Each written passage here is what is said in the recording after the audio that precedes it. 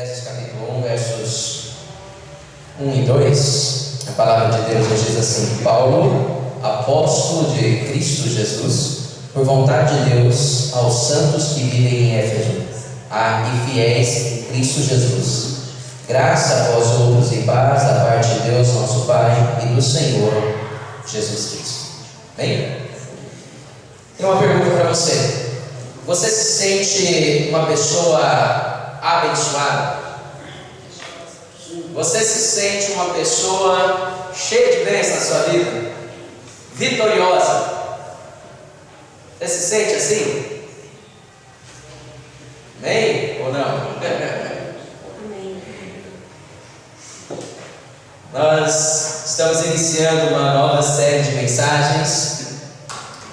A igreja, povo abençoado por Deus. Igreja, povo abençoado por Deus. E nós vamos, a partir desse domingo, analisar aqui juntos a carta de Paulo aos Efésios, extraindo aqui dela valiosos ensinos que nos ajudarão em nossa caminhada cristã. Iniciando pela salvação, nós vamos caminhar por temas importantes e relevantes para a nossa igreja hoje. Temas que fortalecerão a nossa fé e nos ajudarão a vivermos para a glória de Deus. John MacArthur, ele diz que uma atitude que honra a Deus sempre se origina de uma fé correta.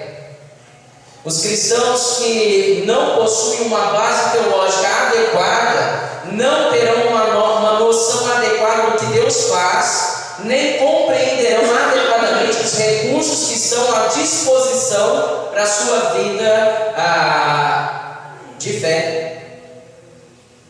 E esse é o nosso objetivo com essa série em Efésios: fortalecermos as nossas bases teológicas e para que isso se transforme em uma vida de fé, uma vida prática, uma vida que vai glorificar ao nosso Deus. Carson, ele afirma que Efésios é um livro empolgante na sua compreensão teológica do escopo dos propósitos de Deus em Cristo para a igreja. Então vai ser gostoso. Conforme Carson, é muito gostoso estudar Efésios. Eu espero que a gente tenha esse tempo bem agradável juntos aqui, estudando essa carta, compreendendo aí o propósito de Deus em Cristo para a igreja. Um outro escritor, John Stott, ele disse o seguinte, ele declarou o seguinte: a carta aos Efésios é um resumo muito bem elaborado das boas novas do cristianismo e de suas implicações. Ninguém pode lê-la sem ser compelido a adorar a Deus e a ser desafiado a melhorar sua vida cristã. E eu espero que no final dessa série de mensagens você seja realmente desafiado a melhorar sua vida cristã, conhecendo mais quem é Deus, quem é o Deus que te salvou, quem é o Deus que te ama, que te adotou, que cuida da tua vida. Ernst Mayr,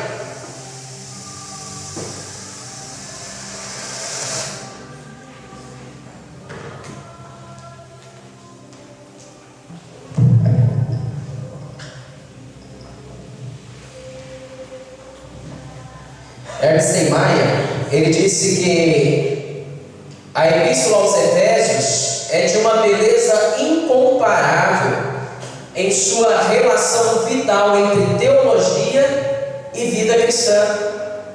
Espero que a gente consiga compreender essa relação. Como eu sempre tenho dito para os irmãos, teologia é prática, teologia é vida, não é apenas uma coisa que a gente estuda, é algo que a gente vive dia a dia. Queridos, é através desse maravilhoso livro que nós vamos caminhar nos próximos domingos, nos deliciando aí com seus ensinos, nos maravilhando com sua beleza, aprofundando nosso conhecimento de Deus através das verdades teológicas que nós encontramos nesse livro, tendo nossa atitude sendo confrontada por verdades bíblicas. Que ao final dessa série nos encontremos mais próximos daquilo que Deus planejou para nós como povo escolhido de Deus, como a igreja de Cristo, reunida nesse local, nessa terra. Nessa mensagem introdutória, nós vamos ver algumas informações importantes que vão nos ajudar na compreensão dessa carta. Talvez vai ser uma mensagem um pouco maçante para alguns, né? Nós vamos falar algumas coisas, pintar aqui o contexto histórico, nós vamos falar sobre o autor dessa carta, sobre a cidade, sobre a igreja, tá bom? E a partir da semana que vem nós vamos entrar e começar a estudar versículo por versículo dessa maravilhosa carta. Bem? Então vamos falar um pouquinho sobre o autor dessa carta. Você sabe quem escreveu a epístola aos Efésios? Verso 1 já fala, né? Paulo, apóstolo de Cristo Jesus. Mas apesar do texto começar com sua apresentação pessoal, tem alguns estudiosos que dizem que não foi Paulo que escreveu, tá? Eles apresentam alguns motivos pelos quais eles creem que não foi Paulo. Um dos motivos é que não tem referências pessoais na epístola aos Efésios. Normalmente Paulo manda abraço para alguém, né? Cita nomes, e em Efésios ele não cita. Uma outra razão é que são utilizadas palavras diferentes das que Paulo costumava usar. Uma outra razão que eles apresentam é o estilo.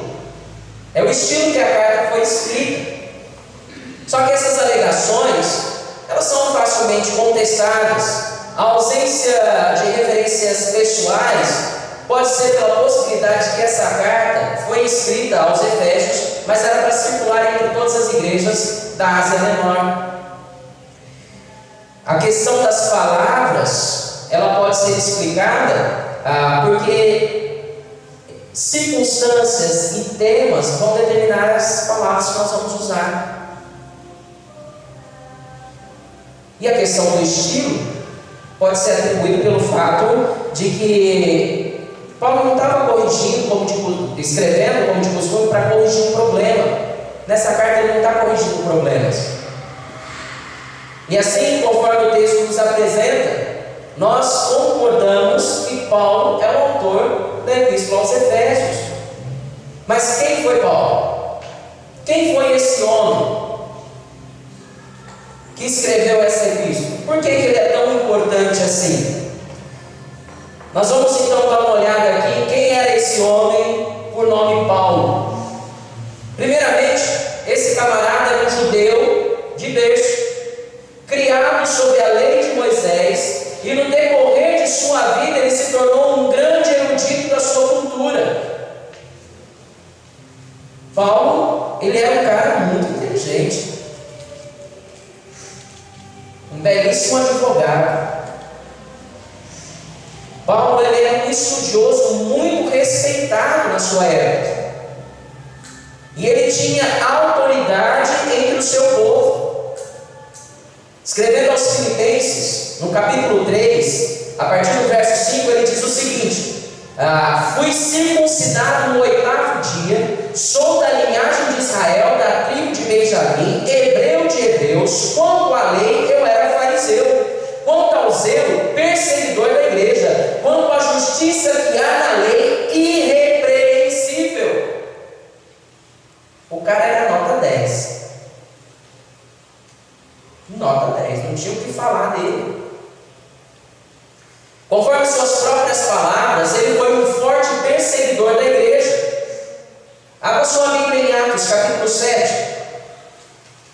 Vai lá em Atos 7. Em Atos 7 nós temos o relato de Estevão.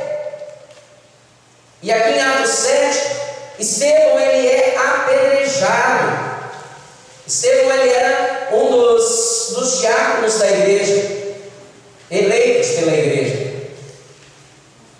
Mas ele se despontou e acabou sendo preso, sendo julgado, condenado e apedrejado. E o primeiro relato na Bíblia que fala de Paulo está aí no capítulo 7, verso 58. Diz assim: e expulsando Estevão, e expulsando da cidade, o apedrejaram. As testemunhas deixaram as capas deles aos pés de um jovem chamado Saulo. Esse Saulo é o nosso conhecido Paulo. E no verso 1 do capítulo 8, diz assim: e Saulo consentia na morte de Estevão. Ele concordava com isso. Naquele dia, teve início uma grande perseguição contra a igreja em Jerusalém. Todos, exceto os apóstolos, foram dispersos pelas regiões da Judéia e da Samaria. Mas pula no capítulo 9 e veja o que acontece no capítulo 9. Versos 1 e 2, nós vemos assim: Saulo, respirando ainda ameaças e morte contra os discípulos do Senhor, dirigiu-se ao sumo sacerdote e lhe pediu cartas para as sinagogas de Damasco, a fim de que, caso achasse alguns que eram do caminho, tanto homens como mulheres, os levassem presos para Jerusalém. Paulo ele foi até as autoridades e falou: olha, eu quero autorização para prender e matar qualquer um que esteja nesse caminho, que depois foi chamado de cristãos, que depois foram chamados aí, né? Ele falou: eu quero prender e matar esse povo. Paulo ele era zeloso da lei. Paulo não fazia isso por maldade, ele fazia isso porque achava que estava servindo a Deus, matando todos aqueles que estavam disseminando essa, para ele, heresia. Talvez você já tenha se perguntado por que o autor de Atos chama Paulo de Saulo aqui no começo. Se perguntou por isso? Por que começa chamando ele de Saulo e depois passa para Paulo? Por que disso? Saulo era o nome hebraico de Paulo. Paulo, grego. Saulo significa o desejado, ou invejado. Vamos atualizar. Saulo seria o cara. Entendeu? Então, começa os relatos sobre Paulo, chamando ele de Saulo. Por quê? Porque ele era o cara. Ele era o invejado. Ele era aquele que todo mundo queria ser. Saulo. A sequência do capítulo 9 de Atos é realmente fantástica.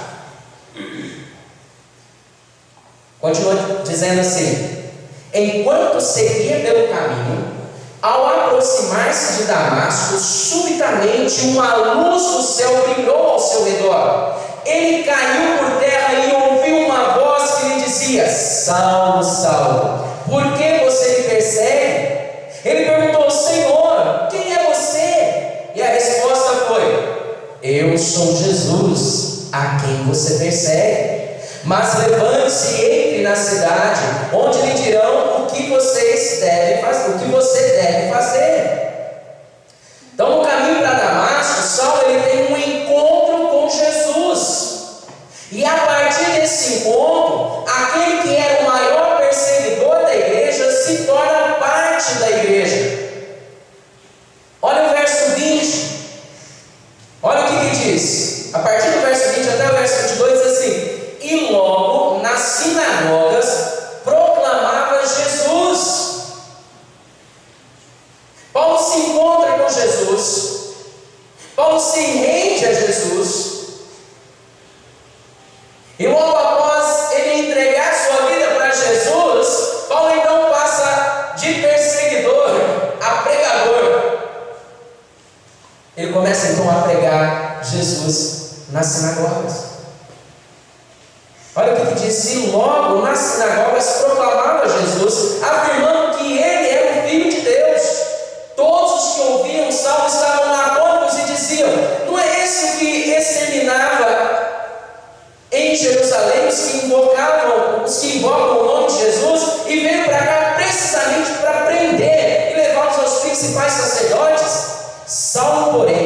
mais e mais se fortalecia e confundia os judeus que moravam em Damasco, demonstrando que Jesus é o Cristo. Que doideira, né?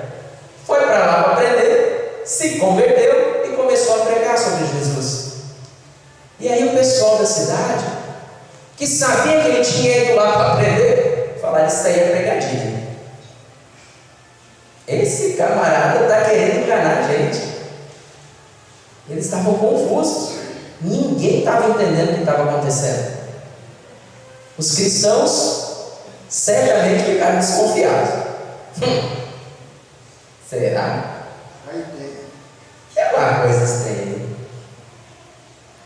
Somente com o tempo é que os cristãos puderam perceber uma real mudança na vida desse homem. Que Deus havia feito um milagre no coração de Saulo. Mas o verso seguinte mostra que não foram só os cristãos que não entenderam o que estava acontecendo.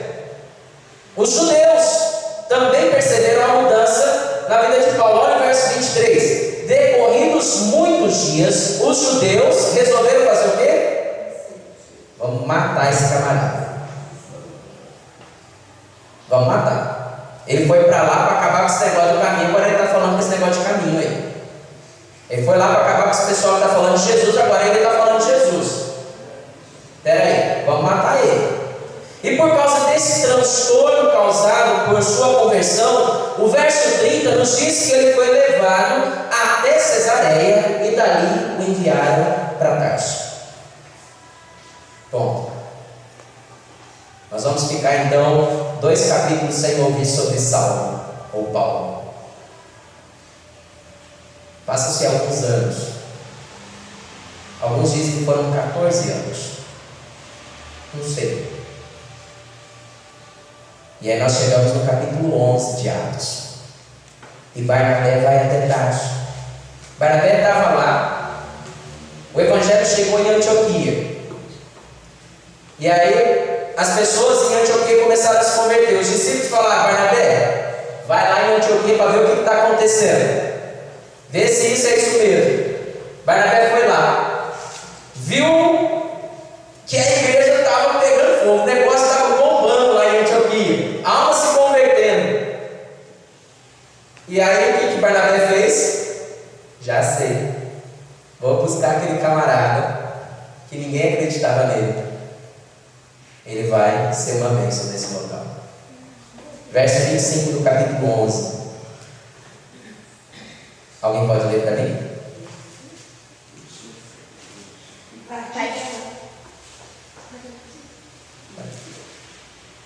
Partiu, pois, Barnabé para Tarso em busca de Saulo. Tá bom. Então Barnabé foi até Antioquia buscar Saulo. Em Antioquia, Saulo se torna um líder importantíssimo da igreja.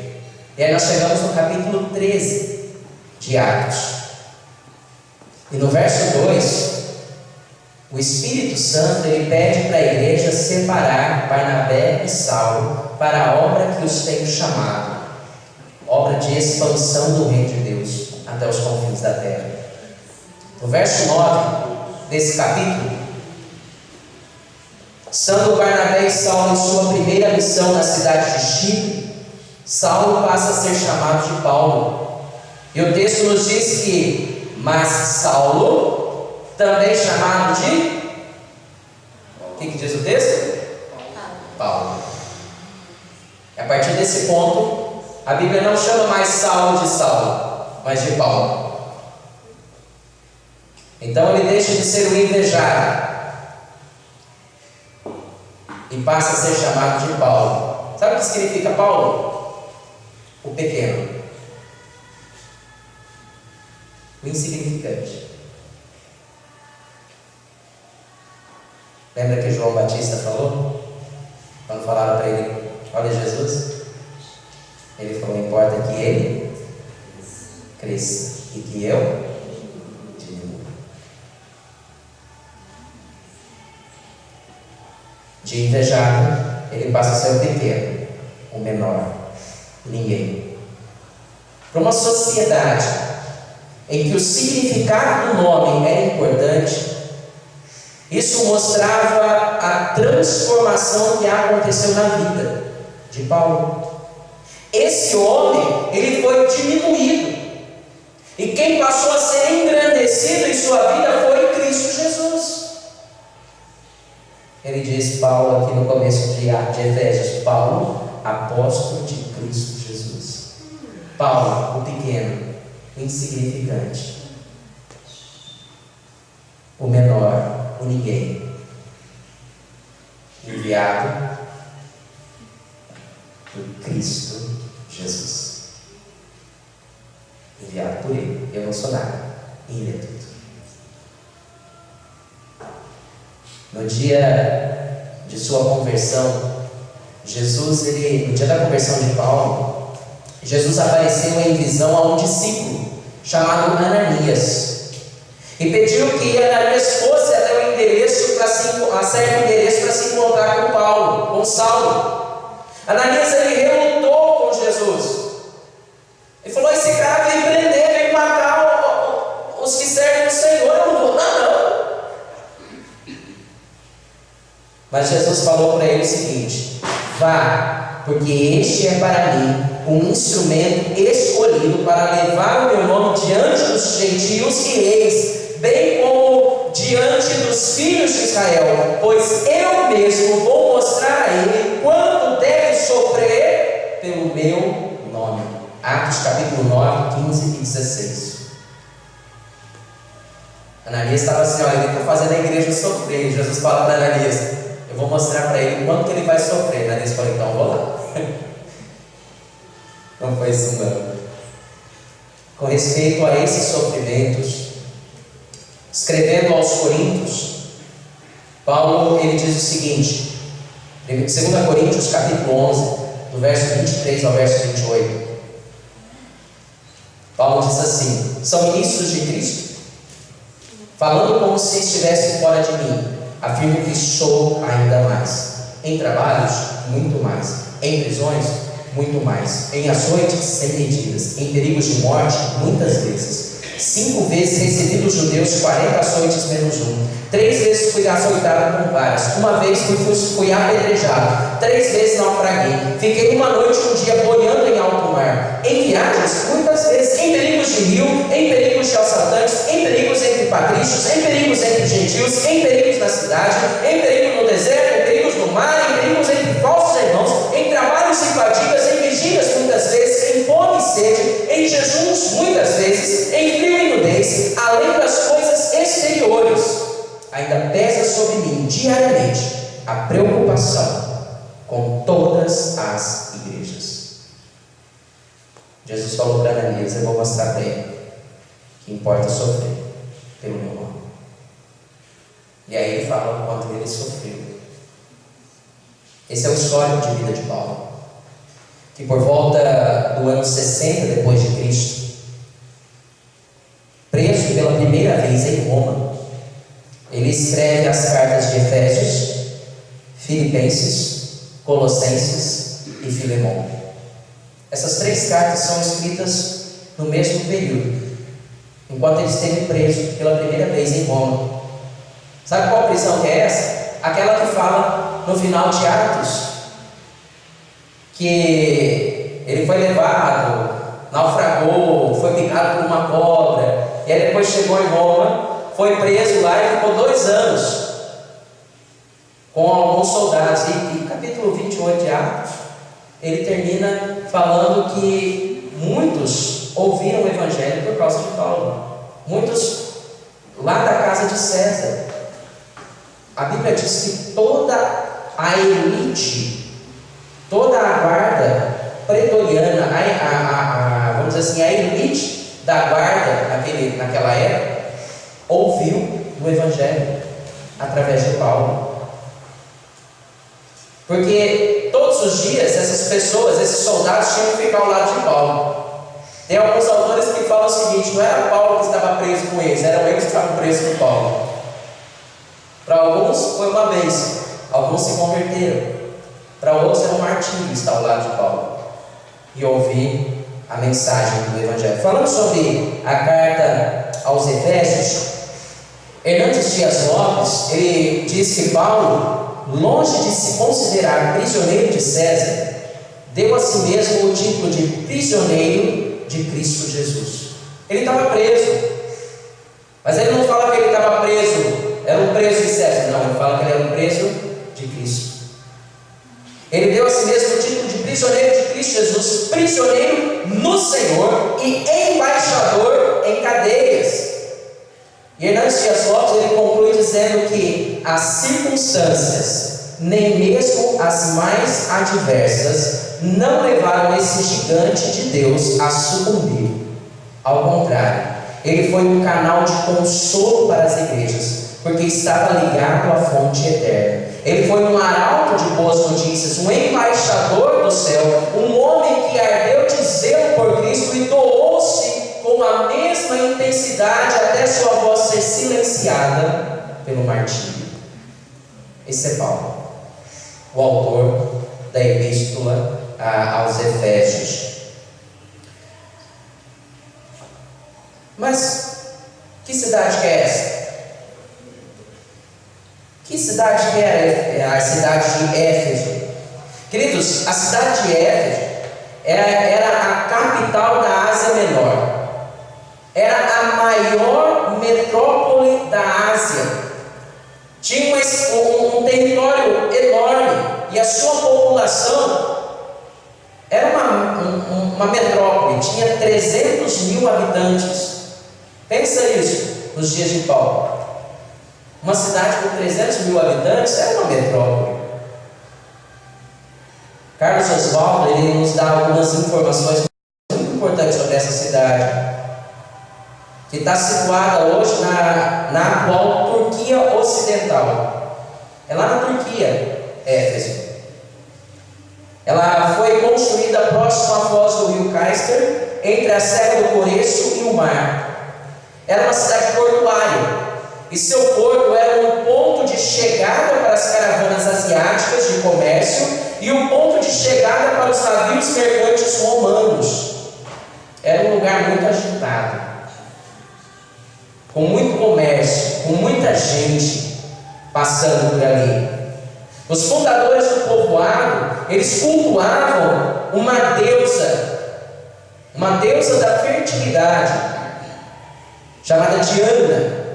Foi identificada com Ártemis pelos conquistadores iônicos. Apesar do nome grego, o seu caráter de deusa da fertilidade ele foi mantido, porque você encontra imagens e efígies preservadas, mostrando a figura de uma mulher com múltiplos seios, que, como Atos 19:35 nos diz, é a estátua que caiu do céu.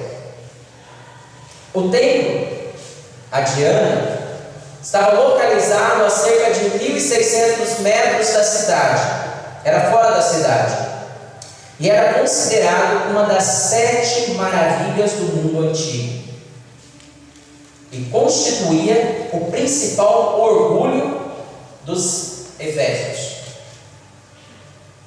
4 vezes maior que o Parthenon de Atenas, o templo de Diana. Era 4 vezes maior que o Parthenon de Atenas. O templo de Éfeso levou, segundo a tradição, 200 anos para ser construído.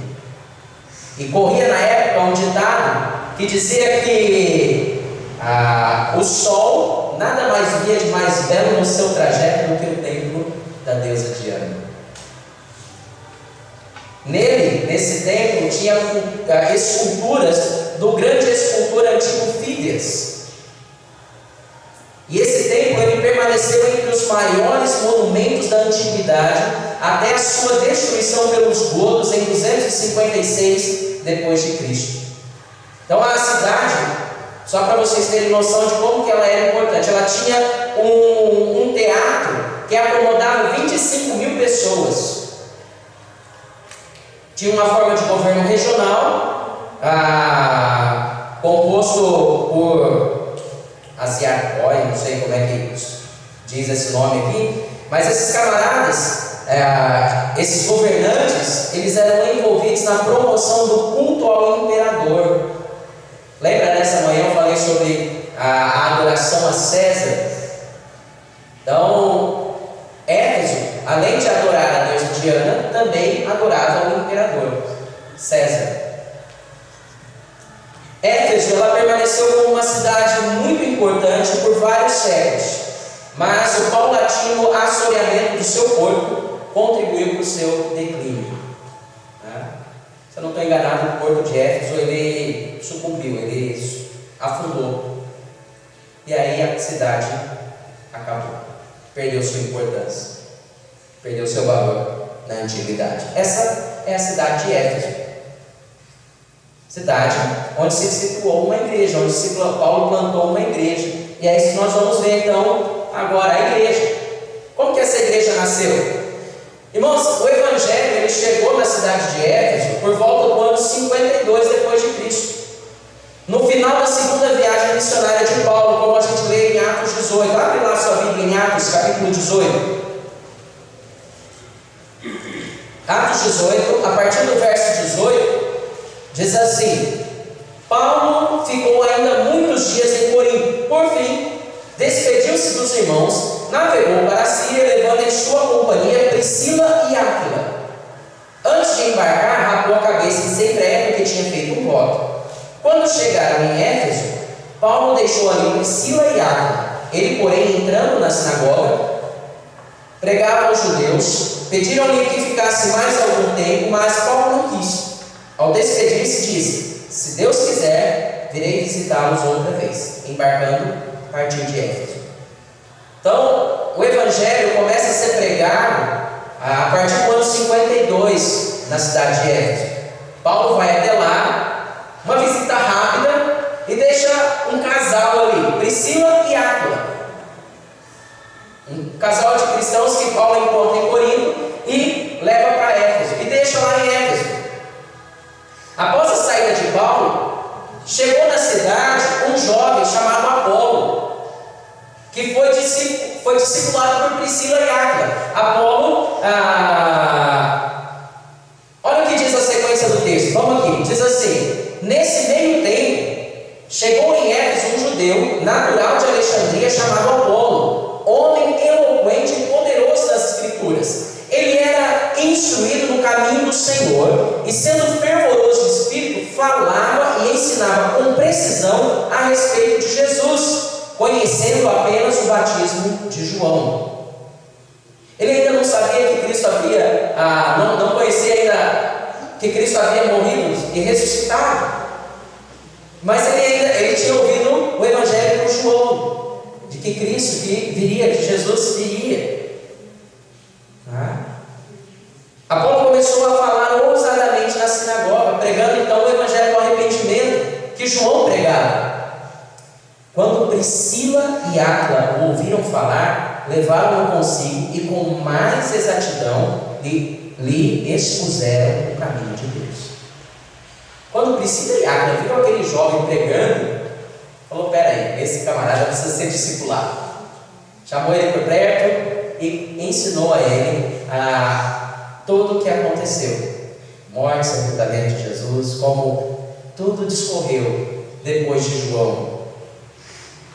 Isso aí são os versos 24 a 26 de Atos 18. Então, Paulo, já na sua terceira viagem, retorna para Éfeso. Atos capítulo 19. Vai lá em Atos 19. Paulo retorna para Éfeso. Então Deus começa a agir poderosamente naquela cidade. O capítulo 19 de Atos está repleto de fatos da ação divina naquela cidade. Ao chegar na cidade, o apóstolo se encontra com 12 discípulos de João, versos de 1 a 7, que ainda não conheciam a Jesus, mas ao ouvirem sobre Jesus, creram, foram batizados e receberam o Espírito Santo. Paulo, por 3 meses, pregou na sinagoga, só que os judeus não aceitaram as palavras de Paulo.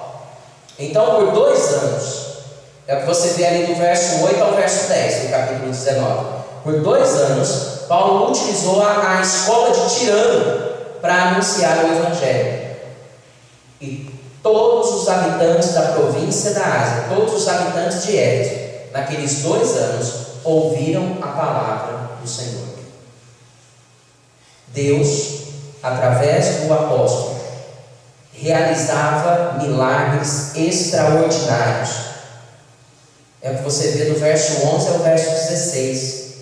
Até os lenços de Paulo eram levados para as pessoas enfermas e elas eram curadas.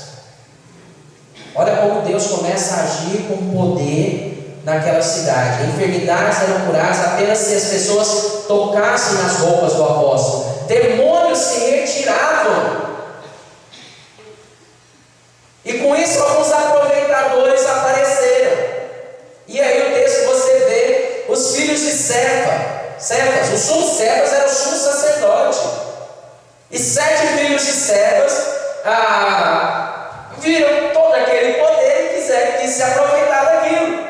Encontraram um homem endemoniado. E chegou para o endemoniado e falou o seguinte: eu expulso você, demônio, em nome de Jesus, a quem Paulo prega. O demônio olhou para os 7 filhos de Cefas e falou o seguinte: eu sei quem é Paulo e conheço Jesus. E vocês? Quem são? E o endemoniado pegou esses 7 camaradas e bateu neles. E os 7 saíram correndo, envergonhados e sem roupa. Fugiram.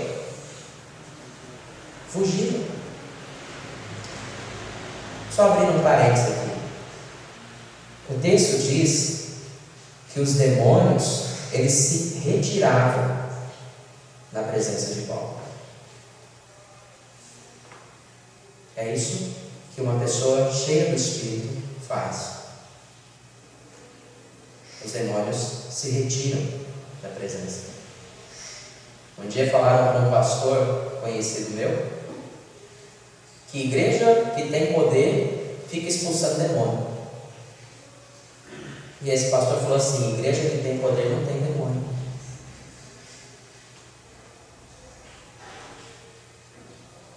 Por quê? Onde há luz, as trevas saem. As trevas se retiram. Fecha a parênteses. O que acontece na sequência, logo depois disso, logo depois desse fato, porque o verso 16 fala que isso, verso 17 diz assim: este fato chegou ao conhecimento de todos os moradores de Éfeso. Todos os moradores da cidade, 300.000 habitantes, fala para mim, ficaram sabendo que 7 camaradas foram expulsar um demônio. E o demônio falou: olha, eu conheço Paulo, eu conheço Jesus, e vocês quem são? E saíram correndo. Esse fato chegou ao conhecimento de todos os moradores de Éfeso, tanto judeus como gregos. Veio o quê? Temor sobre todos eles. E o nome do Senhor Jesus era engrandecido. Houve temor e o nome de Jesus era engrandecido. Muitos dos que creram vieram confessando e denunciando publicamente suas próprias obras. As pessoas começaram quando se convertiam, chegavam e falavam: eu fiz isso, eu sou um assassino, eu sou um pedófilo, eu sou um estuprador, eu fiz isso, eu sou um pecador. Mas o Evangelho, a palavra de Deus, o Espírito de Deus me tocou. E hoje eu estou rendido aos pés de Cristo. Não quero mais essa velha vida. Muitos dos que creram vieram confessando e denunciando publicamente suas próprias obras. Também muitos dos que haviam praticado magia, reunindo os seus livros, os queimavam diante de todos. Sabe o que mostra isso? Um rompimento com a velha religião, com as velhas práticas, com os velhos hábitos. E olha aqui, eles não abriram mão de pouca coisa. Olha o que o texto diz: calculando o valor dos livros, verificaram que chegava a 50 mil denários. Lembra aqui qual o valor de um denário? O que correspondia a um denário? Um denário era que uma pessoa precisava para viver. Era o valor da jornada de trabalho de um trabalhador. Imagina 50 mil denários. Era dinheiro suficiente para sustentar por um dia 50 mil pessoas com suas famílias. Assim a palavra do Senhor crescia e prevalecia poderosamente. Confissão pública de pecados, rompimento com as práticas da velha vida, maior disposição para a pregação do Evangelho. Queridos, esses são os verdadeiros sinais de um avivamento bíblico. Avivamento, ele tem isso. As pessoas começam a confessar seus próprios pecados, reconhecendo como são pecadores, como estão distantes do plano de Deus. Eles abrem mão daquilo que está impedindo eles de servir a Deus, aquilo que está se colocando entre eles e Deus.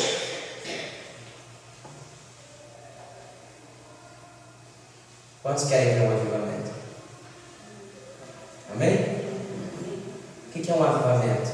Um avivamento é quando pessoas começam a se converter, a chegar na igreja, e a se converter, e a igreja começa a ter vida, e as pessoas começam a chegar e se converter, e entregar a vida para Jesus. Sabe como é que vai começar isso? Quando nós tomarmos essas decisões de reconhecer publicamente os nossos próprios pecados. A gente toma decisões de pecar, mas não consegue chegar e confessar o pecado publicamente. Nós pecamos publicamente, todos bem, mas não confessamos os nossos pecados. Não nos rendemos. Não, só Deus sabe. A Bíblia também diz: confessai os vossos pecados uns aos outros e orai uns pelos outros, para que sareis. É assim que se cura uma igreja.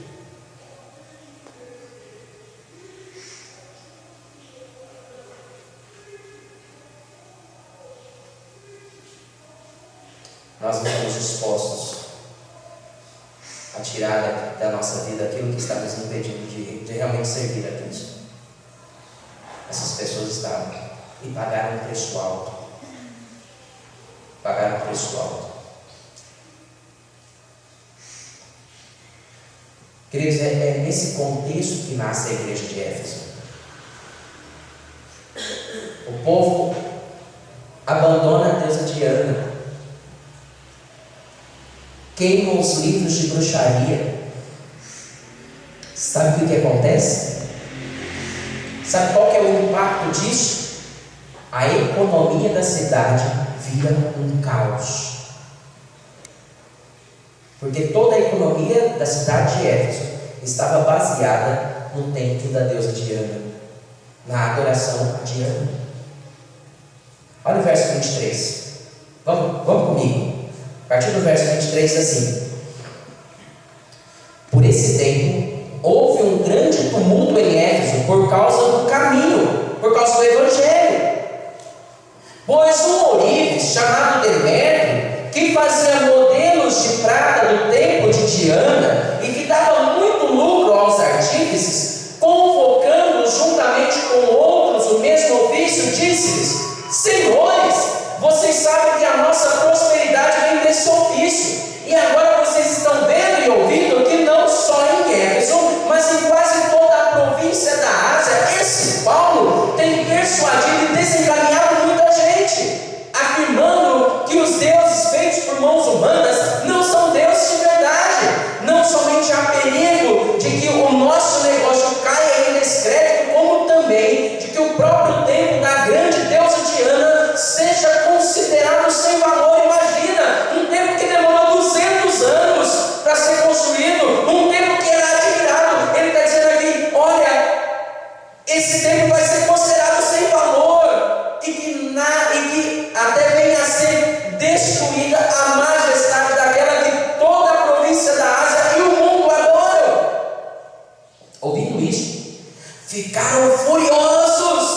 e começaram a gritar: grande é Diana dos Efésios!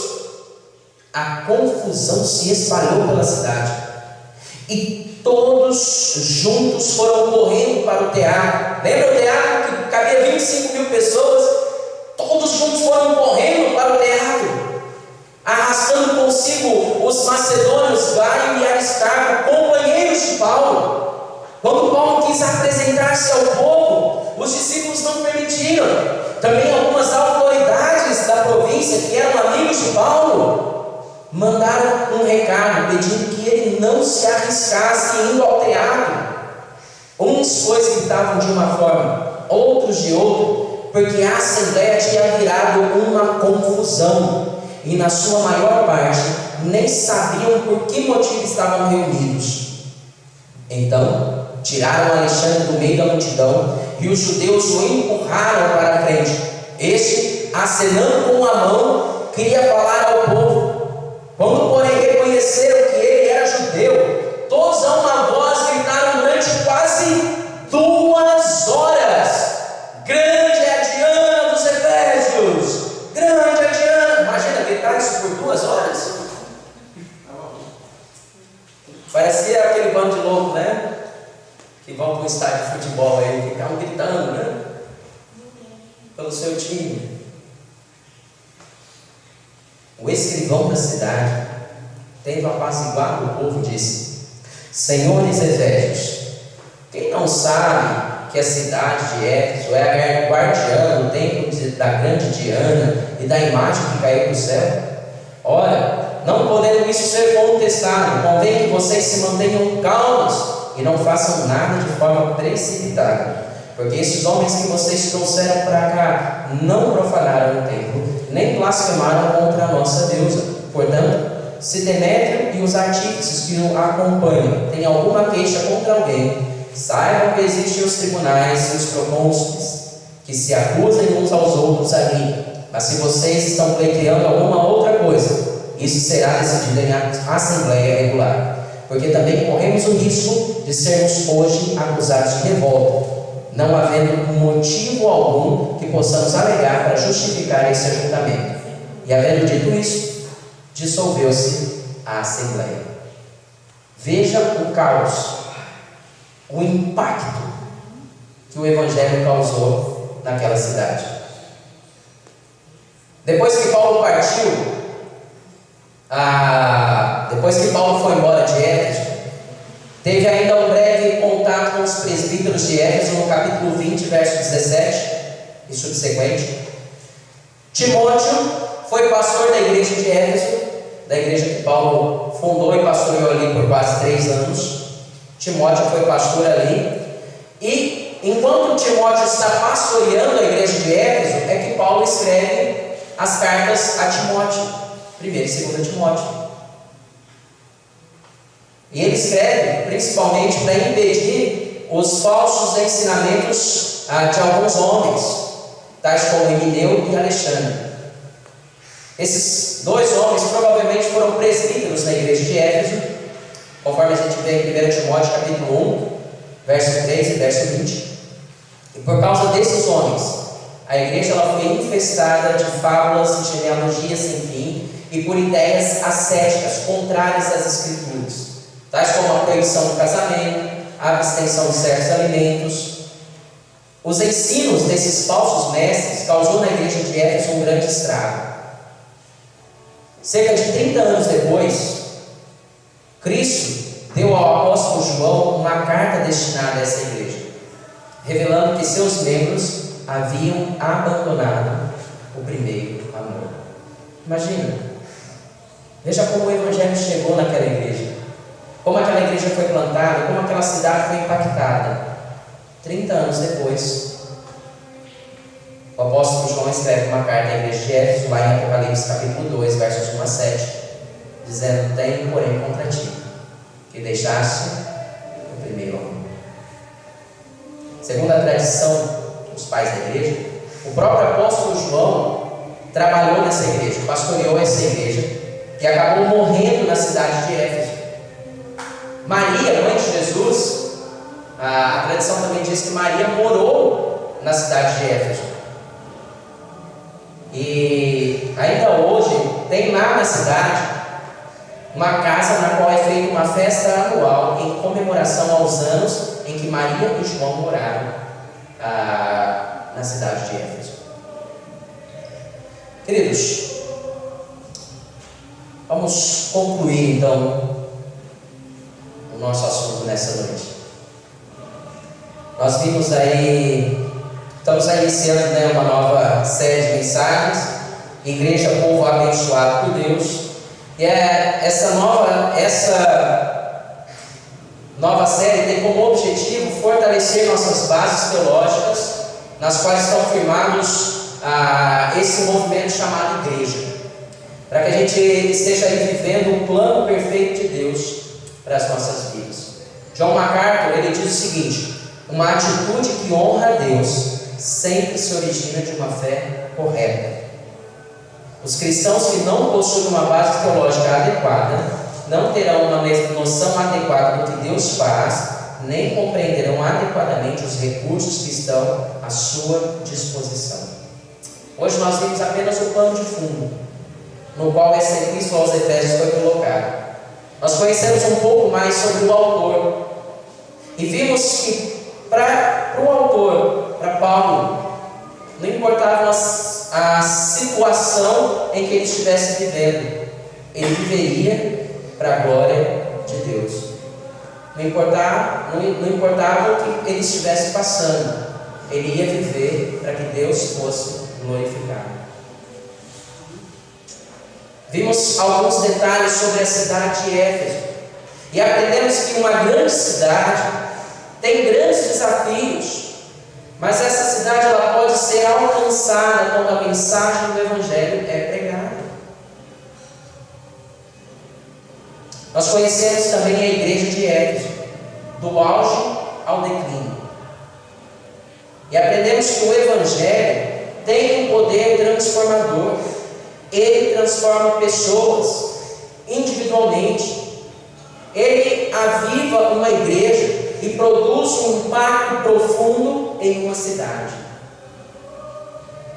O que nós vamos ver então pela frente? Nós vamos falar nós vamos abordar temas como a salvação e suas bases eternas. Nós vamos falar sobre a união em Cristo de todos os povos. Nós vamos falar sobre a plenitude do Espírito. Vamos falar sobre família, sobre batalha espiritual e muito mais. Hernandes Dias Lopes, ele diz o seguinte: essa é uma carta não apenas teológica, mas sobretudo prática. Ela tange de forma profunda e clara os princípios que devem nortear a família e a igreja neste mundo inundado de escuridão. E um outro escritor chamado Wilson Porte, ele diz que a epístola aos Efésios foi e continua a ser perfeita para lidar com os períodos em que encontramos a igreja de Cristo, tão dividida, enfraquecida e tendo seu brilho cada vez mais ofuscado. Irmãos, que Deus nos abençoe nessa caminhada e que juntos estejamos aí crescendo e vivendo essa realidade de igreja, a realidade que Deus planejou para esse povo, que é um povo abençoado por Deus. Amém? Baixe sua cabeça.